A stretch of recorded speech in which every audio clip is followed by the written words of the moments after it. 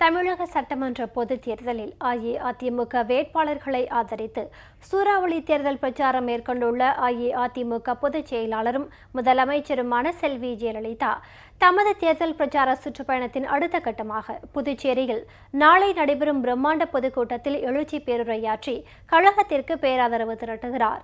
முதலமைச்சர் செல்வி ஜெயலலிதா மக்களால் நான் மக்களுக்காகவே நான் என்ற தாரக மந்திரத்துடனும் தமிழகத்தின் 234 சட்டமன்ற தொகுதிகளிலும் மகத்தான வெற்றி என்ற முழக்கத்துடனும் தமிழகத்தின் பல்வேறு பகுதிகளிலும் தேர்தல் பிரச்சார பொதுக்கூட்டங்களில் எழுச்சி பேருரையாற்றி அஇஅதிமுக வேட்பாளர்களுக்கு பேராதரவு திரட்டி வருகிறார்.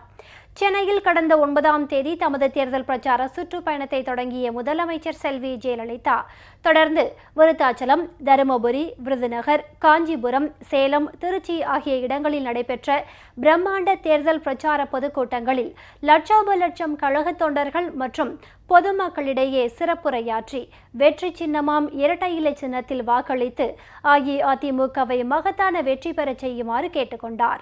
இதன் தொடர்ச்சியாக புதுச்சேரியில் நாளை நடைபெறும் பிரம்மாண்ட தேர்தல் பிரச்சார பொதுக்கூட்டத்தில் முதலமைச்சர் செல்வி ஜெயலலிதா பங்கேற்று எழுச்சி பேருரையாற்றுகிறார்.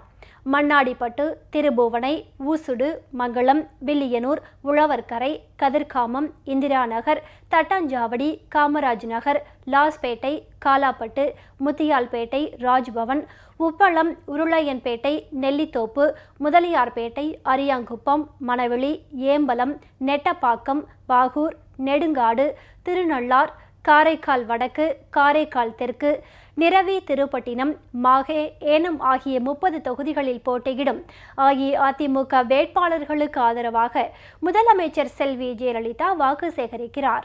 முதலமைச்சர் செல்வி ஜெயலலிதாவை வரவேற்கவும் அவரது எழுச்சி உரையை கேட்கவும் புதுச்சேரி மாநில மக்களும் கழகத் தொண்டர்களும் மிகுந்த ஆர்வத்துடன் உள்ளனர்.